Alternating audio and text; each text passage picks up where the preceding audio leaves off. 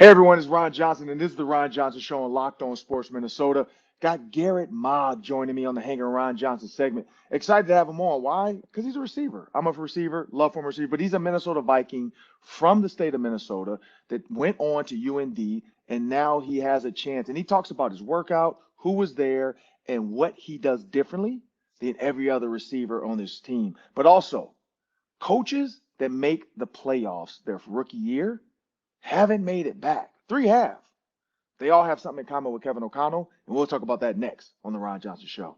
Locked On Sports Minnesota Podcasts. It's endless Minnesota Vikings talk with the diverse voices of your local experts. Now the Ron Johnson Show. On the field, in the broadcast booth, Ron Johnson is Minnesota sports. He's played with them, hung out with them, and grown up with all the big names in Minnesota sports. They're hanging out with Ron Johnson. It's the Ron Johnson Show on the Locked On Sports Minnesota podcast. And it starts now.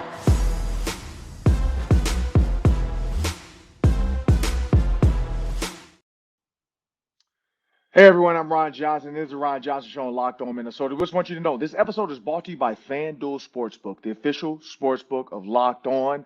But you can visit FanDuel.com/Locked On to make every moment more. Remember, the NBA Finals is still going. There's a lot of great opportunities out there. You don't just have to bet on just the money line. Try out the parlays. It worked for me. Doesn't always work, but it did work for me. Also, the money line. If you feel like the Miami Heat are going to get this one at home, put some money down on the Miami Heat. That 3.5 points is sneaky because the Miami Heat did beat the Nuggets 111-108.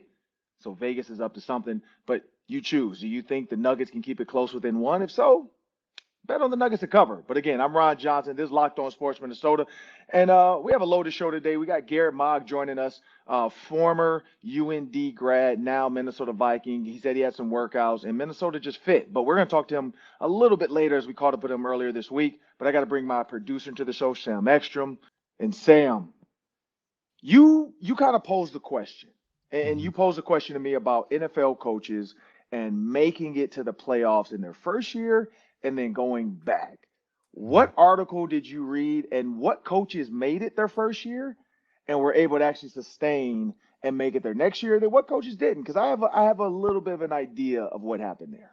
Yeah, so we like to read Bill Barnwell on this show. He's got a lot of good stuff, and he seems to write about the Vikings quite a bit. So he wrote, again, about whether the Vikings and the Giants can repeat their success this year. Remember, they both had new coaches, Brian Daboll and Kevin O'Connell. They both made the playoffs. Obviously, the Giants beat the Vikings in the playoffs. But he wrote about how a lot of rookie coaches who succeed, make the playoffs, a lot of them never get back. It's a flash in the pan. It's kind of an anomaly. And he highlighted names like Chip Kelly, Mike McCoy, Adam Gase, Ben McAdoo, Frank Reich, Matt Nagy, Kevin Stefanski. What do they all have in common, Ron? They made the playoffs their first year, and then they never ended up winning a playoff game as the head coach of those teams. The three that actually went on to have success, Matt LaFleur, Sean McVay, and Nick Sirianni. A couple of those guys have either been in the Super Bowl or won the Super Bowl. Matt LaFleur has been really close to the Super Bowl. So it seems to be, Ron, the exception, not the norm, that a rookie head coach who seems to be really good actually turns out to have a successful career. So how does KOC avoid that? How does KOC keep the train going? Well, I think it's about, one, the voice. So in the first year, it's not surprising that those coaches were able to make it to the playoffs. Why? It's a new voice. Clearly, the team was pretty good. Like, the team was already set. There's just a voice that changed. We know with the Minnesota Vikings, it became the word culture. The culture had changed. PJ Fleck uses that word culture a lot, and building the culture and making sure it's sustainable. Well, that's where I think the rubber meets the road. When you come in and you change the culture, one, you are a different voice. You are going to talk positivity of winning. You are going to maybe do some nicer things because you're new and you want everybody to love you, and you're the new coach and you don't want to be the bad guy. You can't come in, that's like dad coming home from work, haven't seen the kids all day. You can't come in and just be the bad guy. You can't say, put this away, put that away. Why are you doing this? No, you walk in and you're nice and you're talking to the kids and you're trying to figure out what's going on and you want to get a feel for how the house has been. Well, then, and you know this, Sam, you're a parent, after a couple hours, that wears off because it's time for bedtime. And you're like, man, go to bed. Like, chill out. And so I think it's about the culture you set. And so when those coaches come in, they're like a parent. You know, they come in and they want everybody to like them and they want to get the team together and they want to create, here's what our culture's about. The next step is it sustainable? What is your culture built on? Is it built on sand, meaning the minute a storm happens, it's going to wash away? Or is it built on concrete? There's a parable in the Bible about this. Is it built on concrete? So when storms happen, here's our culture. You know, I look at PJ Fleck, and I hate to go back to that. I know that, but, you know, we're in Minnesota. Come on now. And for those nationally, PJ Fleck is, I mean, he has some great words out there to kind of help. But when you look at his storms, when you talk about issues, problems, kids transferring, kids leaving, bad articles about PJ Fleck in the program, they're like, look, we know our culture. We know what we're about. Some people can't handle it. And so I think for these new coaches coming to the NFL, they set this culture. The players love them. They want to play for them right away. Boom, we're in the playoffs. Well, then that next year, what does that look like? Have you done the necessary steps in the offseason that every coach has to do? Bring in the talent you needed to win the next year. Make sure you sign your guys. And this is not just the coach, it's the GM too. Are you signing the guys necessary to kind of build on to what you had success from the year before? If I were a betting man, I look at the names you said that succeeded. Matt LaFleur, Nick Sirianni, so on and so forth. What do they have in common with Kevin O'Connell? Where they're young. They have a great game plan. They get along with the players pretty well. Not to say those other guys didn't, but I even go way back to John Gruden. John Gruden took over for Tony Dungy. Tony Dungy's team never could get over the hump. John Gruden was a new voice, got him over the hump. What happened after that? Nobody really liked John Gruden anymore. Like, it was over. It's like, okay, we won the Super Bowl. Great. Honeymoon was over. John Gruden could not sustain what he had built. Now, there's other thing. John Gruden left the Oakland Raiders. The Oakland Raiders also made it to the Super Bowl with a new coach that year. And then what happened with them? So I just think, you know, oftentimes the new voice comes in. It does help him over the hump. But then is that coach building? Is he trying to continue on what he had? Or was this one of those, let's bring this coach in because we have a Super Bowl ready team. Let's try to win the Super Bowl. If we don't win it, man, we got to blow this up. And that's what happens too. When you blow it up the next year because you want your guys, it's tough to just get back to the playoffs. And so I think that's where Kevin O'Connell maybe sets himself apart. This wasn't a blow up move. You have your key pieces. You have your quarterback. You have your receiver. Well, we'll see about running back. You have your offensive line. You did have to get new DBs, but you have your pass rusher. You did lose a captain and a linebacker in Eric Kendricks, but you did bring in some pieces. So where are they going to hurt the most? Probably defensively. I mean, let's be honest. I think defensively they're going to probably hurt the most as far as new faces, new starters, Byron Murphy, so on and so forth. Where they're going to succeed? Well, that's Kevin O'Connell's bread and butter offense. You got Justin Jefferson, you got KJ Osborne, you got Kirk Cousins, you got the offensive line, you got CJ Ham, you got Alexander Mattison. We'll find out later about Dalvin Cook, but I think that's going to be the key. And I keep going back to that too. Dalvin Cook, if he is traded to the Dolphins, if I'm the Vikings, I'm trying to get a corner with some draft picks. I'm not just going to say, here's the money, get rid of them, give me the draft picks. I might try to push for Xavier Howard. Now, I don't know if people assume Dalvin Cook's not worth Xavier Howard in the trade.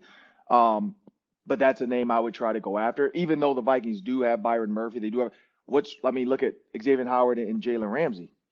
You can have two really good cornerbacks. So it's a far-fetched plan. Might not ever work, but that's just my thoughts. I don't know, Sam. What do you think? Yeah, there was one thing we never really had to see Kevin O'Connell do last year, and that was handle a crisis. They never lost consecutive games. They never had a losing streak in his first year. They never had any real off-field drama that I can remember. They didn't have crisis-level injury issues on that team. It was just such an easy road that first year. Everything was so smooth, and that's to his credit. Inevitably, stuff's going to go wrong. They're going to have a 2 or 3 game losing streak that he's going to have to bring them out of. And we haven't seen him have to really do that yet because they just didn't encounter a lot of adversity that first year. But I think if they can get back to the playoffs this year, that's a great coaching job. With the defense that they have right now, it's probably not going to be that great. If he can kind of will this team back to the same place they were last year, I would give him all the props in the world. And I think he does have kind of the right steady demeanor, Ron, to right the ship when it's wobbling. I've liked what I've seen from him personality-wise so far, so I'm looking forward to I'm not looking forward to when the crisis happens, but I'm looking forward to seeing how he handles it when it does. Yeah, and I think if Dalvin Cook is traded, that might be the first, not to say crisis, but first big decision in Kevin O'Connell's era. I think these other ones were just moves that had to happen. Adam Thielen, we already saw that writing in the water a while ago. You know, when Justin Jefferson first came in, people started bringing that up. How much longer can you keep Adam Thielen along with Justin Jefferson? Justin Jefferson clearly is the one number, wide receiver one. Is Adam Thielen going to be okay with being wide receiver number two? I mean, there was a lot of that already in the works. Danielle Hunter, this conversation with him and his contract has been going on since Mike Zimmer and Spillman. Like, they were trying to work on Danielle Hunter's contract. Eric Kendricks, same thing. Anthony Barr, that was, before Kevin O'Connell. So we've dealt with those. This Dalvin Cook one is new. So this is the first, kind of like the honeymoon's over with Dalvin Cook. Like, it's getting serious now. What do you want to do? Like, is it going to be? And again, the Dallas Cowboys moved on from Ezekiel Elliott. Would Ezekiel Elliott want to be a Minnesota Viking? Who knows? Because he's going to have to take less money, but maybe he's scorned by the Dallas Cowboys, and he's like, look, I want to go to a team that I know can get to the playoffs and can beat the Dallas Cowboys, which is the Minnesota Vikings. So, again, there's a lot of stuff at work there. But, yeah, Dalvin Cook might be the first bit of turmoil Kevin O'Connell's had to face, and so we'll see how he handles it, what happens moving forward. And then also Justin Jefferson's contract. That's not a hard one. He's guaranteed, $19 million as his whatever he signed. 50-year option. The option. Yeah. So clearly the number has to be higher than 19 because he's like, look, I already got 19. What y'all got? Give me 25 a year, whatever that looks like. Or give me a guaranteed, I'm getting 19 for one in the fifth, but can you give me a guaranteed 20 a year? And maybe that's enough because we talked about Cooper Kupp and his team-friendly deal. Give Justin Jefferson a gigantic signing bonus, like $100 million guaranteed up front, something stupid like that you can push off over whatever, 7 years. It's guaranteed, bro. Like, that's what I hope players understand. Just because you don't get it in your first five, it's guaranteed. You're going to get it. So if you have $20 million now, you'll be fine getting 20 and 20 and 20 for 7 years. Even if you're not on the team anymore, that's your money. It's guaranteed. They can't take it from you. So, we'll see how Kevin O'Connell handles those things. But I think when it comes to the playoffs, the biggest thing that's going to matter most is these close games. The Vikings can't end up in a bunch of close games. It also is going to reflect on the NFC North. Like, if the NFC North is really competitive, that's going to be a problem. If all these teams are 9 wins, towards the end, that could be trouble. And I know Adam Rank, he went on and talked about his Bears going 12-5. I don't know if you saw the tweet, Sam, yesterday, but Adam Rank did tweet me back. Oh, nice. I just tweeted above the Locked On Sports show yesterday and just saying this 12-5 ranking by the Bears, Adam Rank makes me feel like he's been hanging out with Spice Adams too much. And I was like, we got to get him on the show and connect. And so then he commented and tweeted, said, let's do it. I'm in. So we're going to work on getting Adam Rank on the show as well to let him – because, again, at the end of the year, if the Bears win 11 games, they only have to win 11. I will do a testimony Tuesday. I will testify and say I'm sorry to Adam Rank. I did, as I went through the schedule with you, I did kind of say, like, man, like he's not too far off because I do feel like they can win some of those games. And so, again, if the Bears find a way to win 10, can the Vikings, what does that 10 mean? Does that mean they have to win every other one other than the Vikings games? Because I'm guaranteeing in that thought process, they're thinking, look, we can split with the Vikings, we can split with the Lions, we can double down on the Packers. And that's, 1, 2, 4 wins there. So that's 4 wins that a lot of other people aren't giving them credit for. People don't think the Lions, they can beat the Lions. Lions, Vikings. What's that going to look like this year? I think everybody's got to say the Packers are the bottom of the barrel. That's just personally how I feel. I don't care what Romeo Dubs says. I don't know if you saw that. Romeo Dubs just said Jordan Love is not just as good, but feels like he can do some of the same things Aaron Rodgers could do. So sounds like Devontae Adams saying that Derek Carr could do Aaron Rodgers. I mean, it's just what you do now. As a receiver, when you lose Aaron Rodgers, you try to make your next quarterback feel good. But all that's going to be predicated on, Kevin O'Connell's going back to the playoff. It's predicated on all that. So there's a lot of factors involved in this. Could be a dumpster fire in the NFC North where the Vikings just win it with 11 or 10 games, and we become the NFC East years ago where the Eagles, Giants, and Cowboys sucked, and the Washington Commanders. But it could be a really competitive league where 3 Bears, Lions, Vikings are up there, and the Packers are somewhere that we're trying to figure out. They win 3 games, and they get a top 5 pick that Aaron Rodgers had been hoping for years and never could get. But I'm Ron Johnson. That's Sam Ekstrom. Coming up next, we got Garrett Maag joining us, Vikings receiver in the Hanging Ron Johnson segment. We caught up with him earlier this week after one of his practices. Great kid. He is going to do some things at 6'4", 210 pounds that no other Vikings receiver can do. But let him tell you what he's going to do differently. But we have a word from our sponsors. Yep, we're brought to you by FanDuel Sportsbook. It's the official sportsbook partner of Locked On, official sports betting partner of the NBA, and you can make a fast break to FanDuel during the NBA Finals.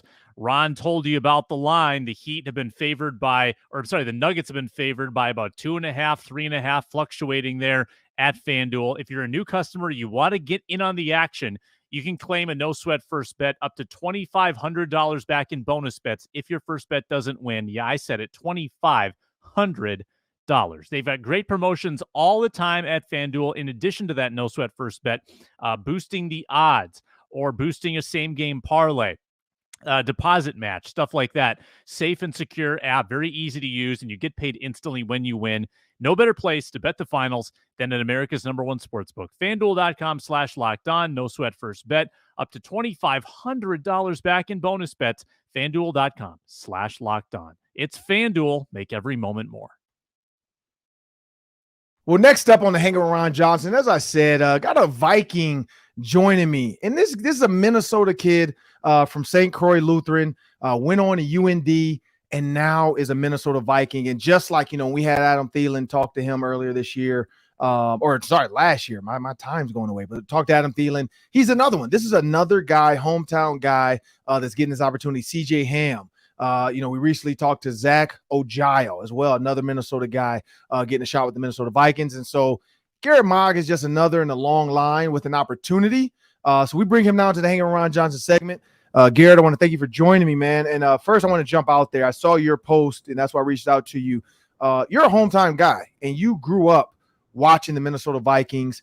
And now you get a chance. I saw you say that. You get a chance now to go to work for the Minnesota Vikings. What was that feeling like when you finally got like that final, like, hey, we're going to sign you to this 90-man roster? Yeah. Honestly, it was just kind of surreal being my favorite team, my hometown team, and watching guys like Adam Thielen and Stephon Diggs and Justin Jefferson play even just a couple of years ago. It's very surreal being with them right now. So, yeah.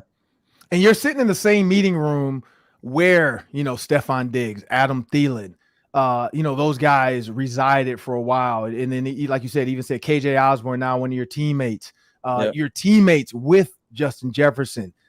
Is there something going in early that you're like, I want to be able to take this no matter what happens? I'm going to be able to take this from these guys. And even Keenan McCardell, a lot of players, I played for the Baltimore Ravens, and my receivers coach was David Shaw. Went on to be head coach for Stanford. I think he's going to hang it up now and maybe try the NFL or do something else again. But having an actual former player of Keenan McCardell's stature be your coach as well. What are some things you're planning on? You're putting in your little notebook to say, this is what I want to make sure I get out of this experience. Yeah. Honestly, I'm just trying to soak it all up. Just learning as much as I can from them, because they know a lot. And honestly, just soak everything up from them. And looking at you, because I asked you about the CJ Ham thing, and I saw him comment, and you said you worked out at ETS. What's that relationship been with like Ryan Engelbert at ETS, Adam Thielen, CJ Ham, and I saw they were super excited for you to get your shot with the Vikings. Yeah, no, that's been awesome, man. I can't thank ETS enough and Ryan Engelbert enough for having me train there. But those connections are huge, and I just can't thank ETS enough for that. Yeah. And being a UND guy, when you think about some games, like go back into your game days, college game days, 6'4", because I'm saying I was 6'3", 230 pounds. You can't coach size. You can coach technique. You can coach smarts. You can coach cover 2 versus cover 3 versus cover 4, rolling coverages. You can coach all of that. But you can't coach a guy that's 6'4", that has the ability to just throw it up and make a play. But going back to your UND days, what are some games or a game that you look like? For me, people always go back to 1999 versus Penn State or 2000 versus Ohio State. Those are two big games that, were on national TV, number 2 in the country, number 6 in the country, and we knocked them off. And I had some pretty good games against them. Iowa, same thing. I can go back to the Iowa game in 2001. I think it was 8 catches, 181 yards, and 2 touchdowns. Those are things that I go back to that people always bring up, but also I look back and say, man, I was on that day. Like, what game do you go back to? You just really like hold on to it. Because I tell people this all the time, man. God gave you the ability to do some stuff, and life is going to take stuff away from you. And you're too young to know this. And Sam, my producer, he knows nothing about movies. And if you ever want to watch this movie, go back and watch it. It was Above the Rim. I don't know if you ever watched Above the Rim. It was like Tupac. Forgot the guy's name. Martin was his name. Forgot his first name, but Martin is an actor. He was the main character in that, but it was Above the Rim, and it was a basketball movie. Kind of a true story. It was about pickup basketball, but a kid that was going to Georgetown. And the one guy in the movie said, like, hey, man, they can't take what we were. They can't take what we were, because what had happened to them after they won the state championship, he was basically saying, like, we did that. It's in history. And so nobody can take Penn State or Ohio State away from me. So for you, what's a game you go back to? You like, man, like Garrett Maag, I put my stamp on this game. Well, let's see. Last year, I thought one of my better games was against Missouri State. I knew they were a good team. I mean, I knew they were very athletic. They had a lot of transfers from FBS teams on their team, and so I knew they were probably a little bit bigger, a little bit faster. But I mean, there's guys like that in the FCS too. So that's a game. And then I think, NDSU last year was a good one. But what was your stat line against that? What was your stat line for that one? For NDSU? Yeah. Man, I honestly could not tell you, but I know I scored a touchdown, probably 70, 60 yards. Okay. So you did something. So, yeah. but looking at that, like moving on now, you're going on to the pros. I'm pretty sure, like, your faith has been a big driver in this, because you mentioned that you had a preferred walk-on to University of Minnesota, and a lot of people they jump at the Power 5 schools sometimes and just say, you know what, I'm going to take my chance. I know I'm good enough to be there. Or they say, you know what, I'm going to trust what's in my heart, and I'm going to go to where I feel is the best for me. And for you, it was UND. But talk about like that journey, like with your faith, with God, how you made that decision and how you had to kind of live and stand by it once you got there. Yeah, I mean, there were a lot of talks and a lot of prayers with God. I mean, a lot of talks with my family as well. And just throughout that whole process, I just felt like God wanted me to go to UND, and he put me there for a reason, and it turned out to be amazing. I mean, I met my fiance there, and exactly. We're about to get married June 18th, actually, this year. So congrats. Yeah, thank you.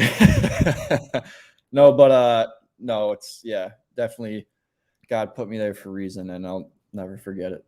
And when PJ Fleck, you got the, letter and you got the offer, hey, we want you to come on as a preferred walk-on. How hard was it to say no to PJ Fleck in the University of Minnesota? It was tough. I mean, because as soon as I got the PWO from PJ Fleck, I mean, it was awesome. I was like, oh, this is the hometown college. Yeah. So, but yeah, a lot of thoughts, a lot of prayers, and yeah. Yeah, I mean, and clearly you made the right decision, because you're headed to the Minnesota Vikings now. You look at a lot of players who maybe choose Power 5, and that's not the place for them, and they end up transferring. But you made the right decision for you, because again, you look at Adam Thielen, you look at CJ Ham, and those are just some of the small stories around this area. But that's one thing people forget, is that you have to make the decision for you. And so even with that, like now going to the NFL, when you got an opportunity, or when the Minnesota Vikings called, was that a tough decision? Or no matter who else called you for the same type of offer to come into rookie camp, was Minnesota going to be your number one choice regardless? I mean, having that call. So I got the call Wednesday to go work out last Wednesday for the Vikings, and I just was kind of in shock, and it was just awesome to hear for that call. And so, I had to work out Thursday, and then signed on Thursday night. Yeah. Yeah, no, that's cool. And who'd you work out for? Was it Kevin O'Connell and Keenan McCardell? Was it Kwesi, Stouts? It was the whole Vikings staff there. Okay. Pretty sure, yeah. Mm-hmm. Yeah. Because I will say, like, you know, I've done some workouts. Like I worked out for the Steelers. So I got drafted by the Ravens in the 4th round, played for the Ravens for 3 years. And then from there had to do a free agent deal where you go visit. I visited the Bears. I visited the Steelers, the Jets, and I ended up signing with the Bears. But that's one thing I always remember is like, who was actually there for my workout? You know, like how serious were they? Because if it wasn't Bill Cowher, which I'm dating myself, or Lovie Smith, I'm like, they probably are just sending a scout in here to see what I am. And that's how I felt with the Steelers. The Steelers didn't have a ton of people in there for my workout. So I'm like, this is just a feeler just to see. And the Bears, they kind of seem more serious. And that's why I knew I was going to get that. Like, hey, here's what we want to offer you to come play for the Bears. But again, for you, having Kevin O'Connell in there, Kwesi in there, like going in there right away, how nervous were you? Or was it just like hey, I've been doing this my whole life? Honestly, I kind of felt a little bit more comfortable than the other. I had some rookie mini camps earlier and I worked out with Tennessee before, but I felt comfortable just because I knew I had a lot of connections there already. I mean, it was a 30-minute drive for me. So no, but it was really, really cool and surreal. So yeah, and I think that's the thing God does. Like, you know, he always says, you know, give me your worries, give me your burdens, you know, trust in me and I'm the calm. And, you know, all those different parables and stories in the Bible. I think that's yours. You know, that's one thing you can think about because a lot of guys walking, like you said, you walked in those other buildings and you kind of, you know, you didn't know what to expect. But, you know, walking into the Vikings building, it felt like the right spot. And again, at 6'4", 210 pounds, 200 pounds, and you look at the rest of that roster, they don't really have a lot of receivers built like you or can do what you do. Have you already started to think about, you know, fade routes, releases, and the things you need to do within this offense to kind of say, hey, this is how I can set myself apart from the rest of the group?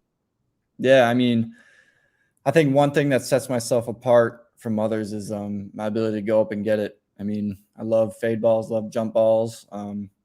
Some things that I noticed I need to work on are getting in and out of breaks on double moves and getting out of breaks efficiently. So, yeah. And if I can give you any advice, this is what I'll tell you. When you guys, because you're at OTA, so it's not as competitive just yet, but when you get in a training camp and it's time for one-on-ones, especially red zone, fades. Yeah. Just run fades. Run fades and slants. And this is why I say this. Everybody can't do, and I talked to Reggie Wayne about this before the Colts played the Vikings, which was one of the most epic games ever. But Reggie Wayne and I were on the field before the game, and I was talking to him about like Justin Jefferson's releases off the line and how Justin Jefferson, Stephon Diggs, they're unicorns. The releases they do are not for the normal human being. And Reggie Wayne, I said, as a receivers coach, I'm like, are you coaching that type of stuff? Because you see it all the time on Instagram. Or are you coaching the stuff? Because I was Reggie's coach with the coach. I coached for the coach for 2 years as a receivers coach under Clyde Christensen, who was offensive coordinator, and Tony Dungy was the coach 1 year, and then Jim Caldwell was the coach the second year. But I asked Reggie that. I'm like, man, when we coached y'all, it was basic stuff, basic releases. And he said, man, look, I'm not teaching all these guys. He said, I got, you know, he named all the receivers, Paris Campbell, so on and so forth, Michael Pittman Jr. He's like, these guys can't release like that. He's like, I'm teaching them the stuff that I've been taught from, you know, the 90s. He's like, it doesn't change. So that's the one thing I'll tell you. With your size, don't try to be what you see. Go into that camp and do what you do, which is I'm 6'4", I'm 210 pounds. None of you guys are bigger and stronger than me, and none of you guys can jump with me. And just do that. Like, tell the quarterback, look, throw it up 3 steps and toss it up high. Let me go up and get it and prove what I can do. Because again, that's something that nobody else can offer to this team. But here's another two quick ones before we get out of here. I'm Ron Johnson, Garrett Maag, newest Viking receiver. When you found out you were going to be, again, you already knew this, Justin Jefferson's teammate. At any point in your mind, did you say, I need to work on the gritty? Or have you already been doing the gritty? Or are you kind of like, look, I'm going to leave that to Justin? Yeah, I'm going to leave that to Justin. I'm not much of a dancer. But this thing, you're about to get married, though. So, like, what's your go-to first dance for the wedding? Like, what's your... Man. I don't know. I got to figure that out. Because I've been married for 17 years now. And I'll say that I still remember our first dance. I still remember dancing with my mom. Like, I remember her dancing with her dad. So that's what I will tell you.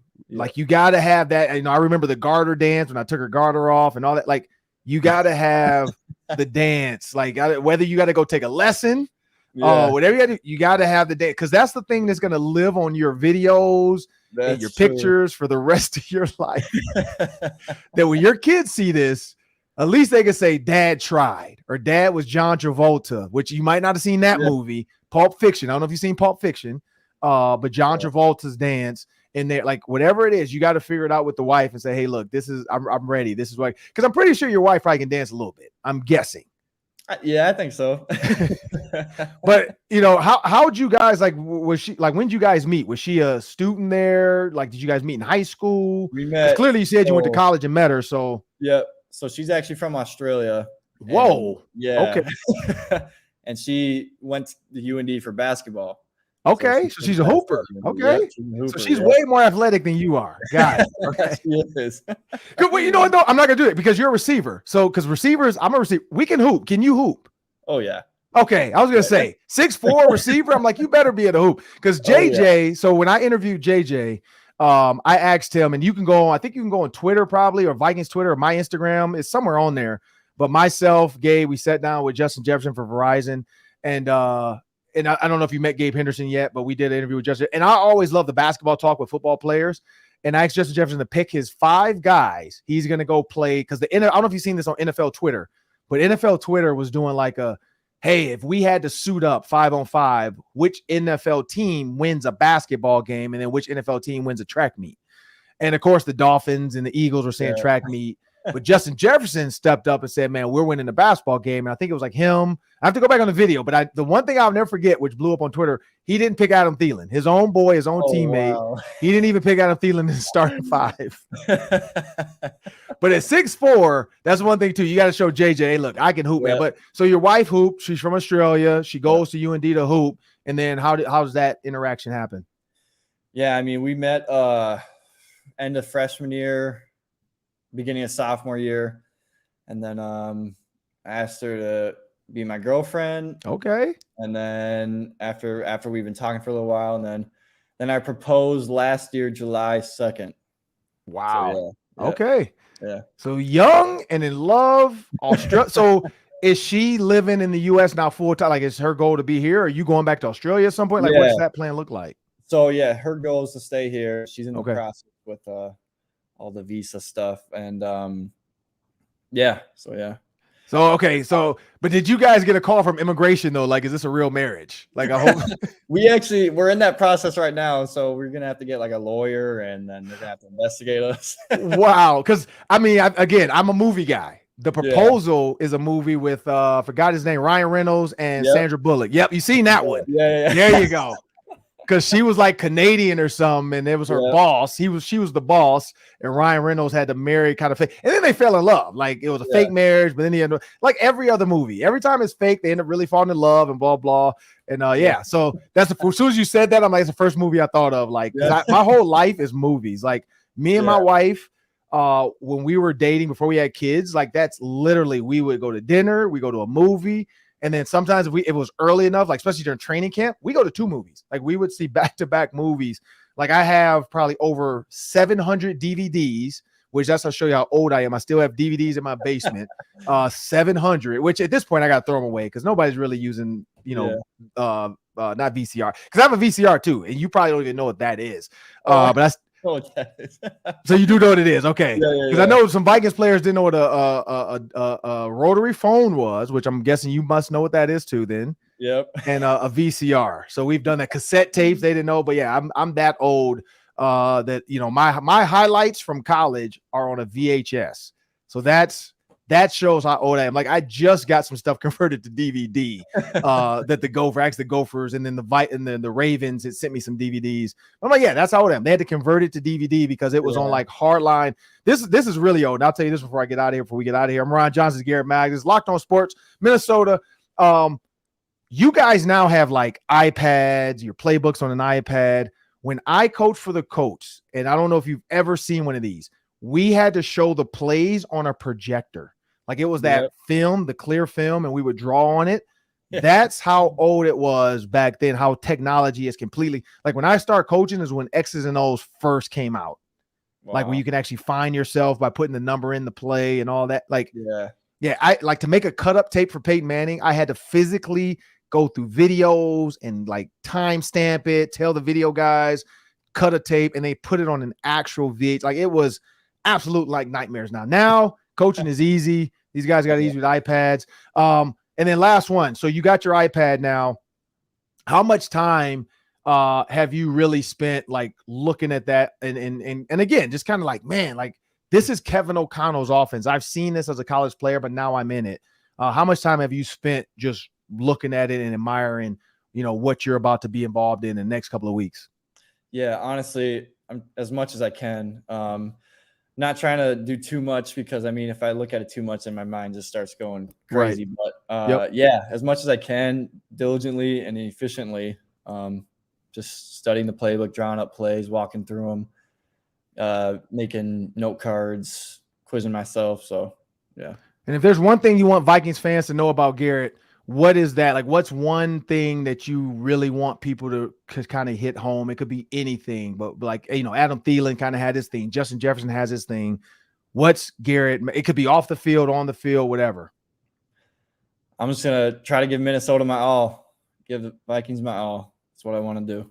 Well, I'm Ron Johnson, that's Garrett, and I'm looking forward to it, man. I'll be at their training camp. I'll be there for all the preseason games.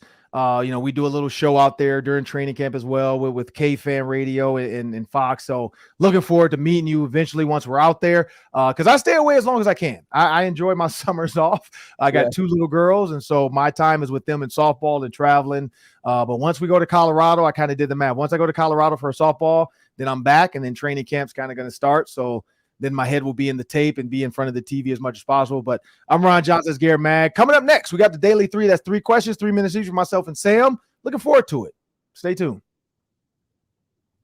Well, Sam, that was fun. For those that want the synopsis of what I got from Garrett Maag, one, he loves Christ. He loves his new fiance from Australia. Funny story, Sam. I don't know if Sam's seen the movie. Because I know I bought that up, with Garrett with Garrett. Like, had he seen that movie called The Proposal? Sam, have you seen The Proposal? Sandra Bullock, yeah. Sandra Bullock. And is it Ryan Reynolds or Gosling? Ryan Reynolds. Reynolds. Yep, Ryan Reynolds. Yep. Ryan Reynolds. Mm-hmm. Yep. So Garrett Maag, again, go back and listen to that if you don't understand. He's in the proposal situation. His fiance is from Australia, and it's not a legal citizen to stay after she marries him. So that's funny that actually happens, that you literally have to get a lawyer and go through the whole proceedings to say, I'm getting married, I'm staying in the country. And it's real. Like, we've known each other since college, so it's not some BS to just keep her in the country.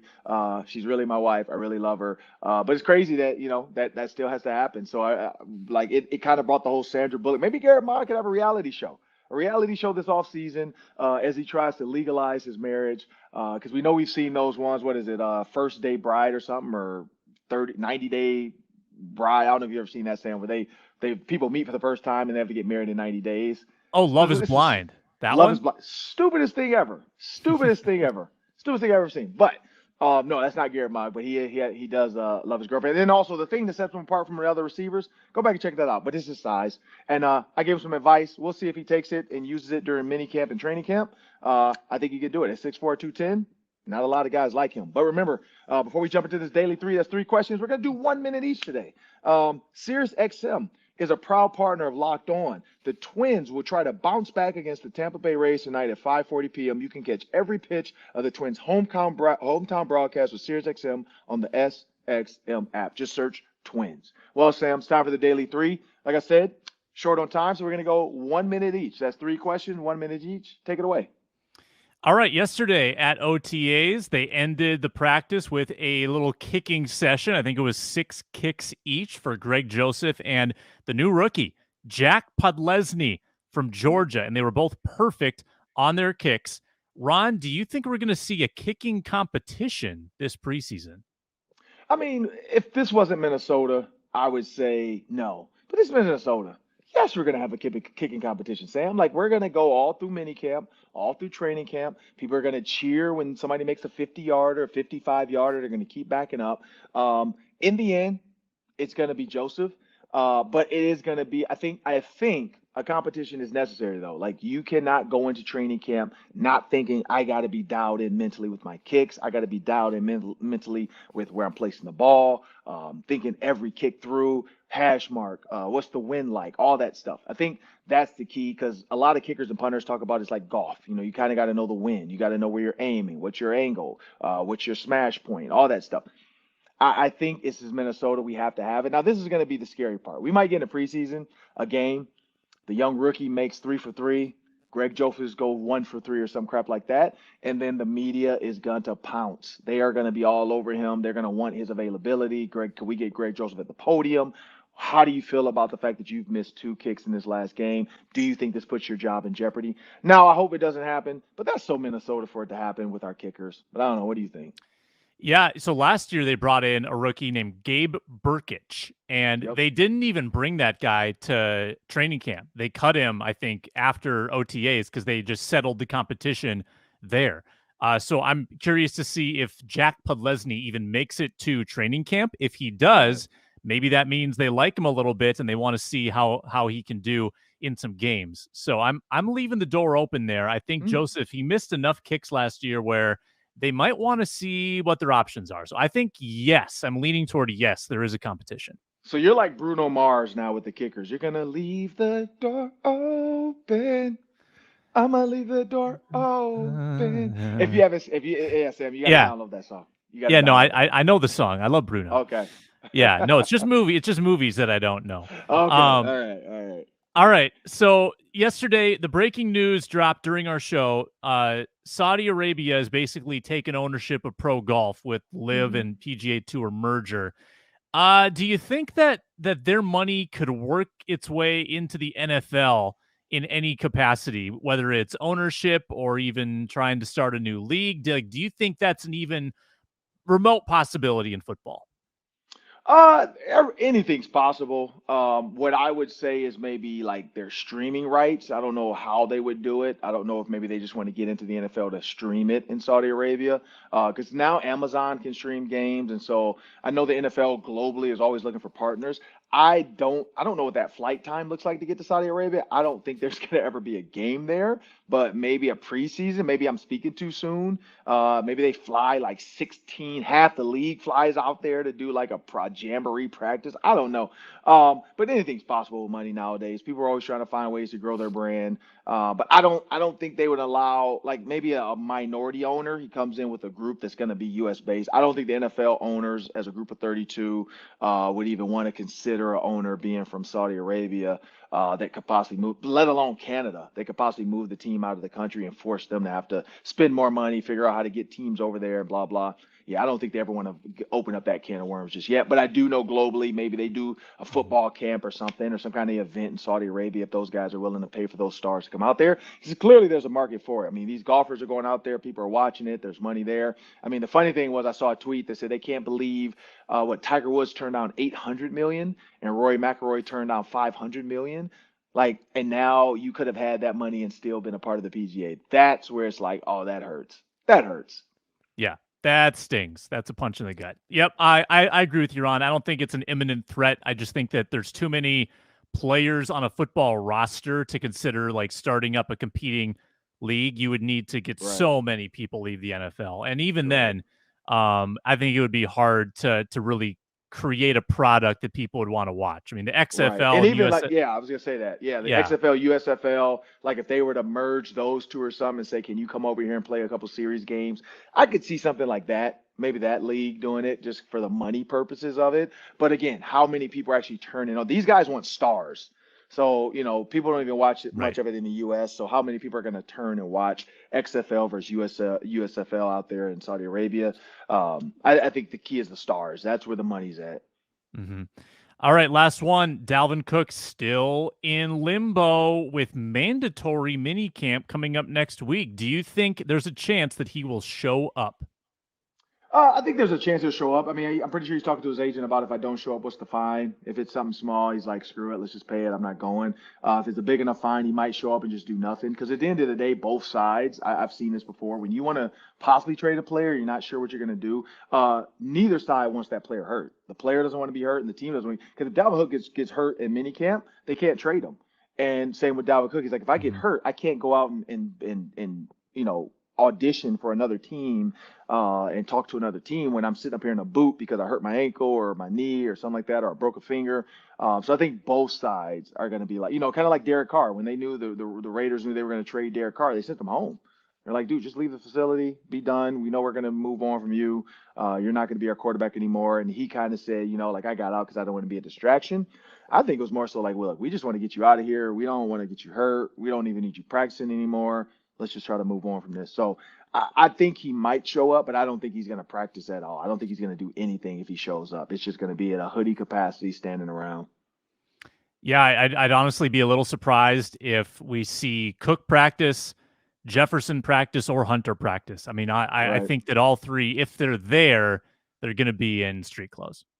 I don't even know if Addison, who knows what Addison decides to do if they can get him back, and feel good enough to put him in that scenario of everybody's here, you got to go. Maybe he sits out to training camp even, or, maybe off season when we're not around and we can't see him moving and running. But yeah, no. And I think that's the key to this team is what's the next move for these players. That's the good thing about the NFL. This can go all the way to training camp. Like this can go all the way to week 2 or 3 of the preseason. So this might be a long summer saga. Good for the media. Bad for the team chemistry because you don't know who your starting running back is going to be right now. But I'm Ron Johnson. That's Sam Ekstrom. We're going to thank you guys. We had Garrett Maag on earlier. We're going to thank him for joining us on the Hang on Ron Johnson segment and the Ron Johnson Show. We thank for all the partners out there, SiriusXM, Built Bar, FanDuel for sure. And remember, people, iHeartMedia, iTunes, Spotify, wherever you get your podcasts, you can just like, share, download, and make sure you subscribe. And you can go on YouTube. You just need an email address. Put your email address in YouTube. You have a YouTube account now. Hit the follow button. Just search Locked On Sports Minnesota. Then Amazon Fire and Roku. You can get our show right there on your TV. Just search Locked On Sports Minnesota. And our pretty faces will be right there. And you can see what Garrett Maag looks like. If you're wondering what Garrett Maag looks like because you heard his voice, I know when I was growing up, it was always cool to finally see the people I've heard on the radio and see what they look like. Hey, just download the app on the TV and you can see his face as well. But again, I'm Ron Johnson. That's Sam Ekstrom. I want to thank you guys. Have a great day.